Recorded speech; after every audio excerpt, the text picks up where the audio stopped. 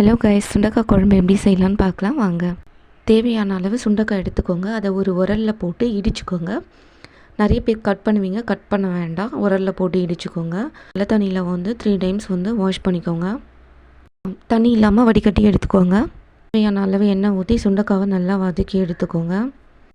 வதக்கும் போது அதில் தண்ணி சொருக்கும், அது ஒன்றும் ப்ராப்ளம் கிடையாது. லைட்டாக சால்ட்டு தூவிக்கோங்க. வதக்குனதை தனியாக ஒரு பிளேட்டில் எடுத்து வச்சிடலாம். அதுக்கப்புறம் தேவையான அளவு எண்ணெய், கடுகு, வெந்தயம், சீரகம் சேர்த்ததும் பூண்டு சேர்த்துக்கோங்க. பூண்டு வதங்கினதும் வெங்காயம் சேர்த்துக்கோங்க. வெங்காயம் நல்லா வதங்கினதுக்கப்புறமா கருவேப்பிலை சேர்த்துக்கோங்க. அதுக்கப்புறம் தக்காளியும் சேர்த்துக்கோங்க. தேவையான அளவுக்கு உப்பு சேர்த்துக்கோங்க. தேவையான அளவு தக்காளி, வெங்காயம், ஒரு பல் பூண்டு போட்டு அரைச்ச பேஸ்ட்டு இது கூட சேர்த்துக்கோங்க.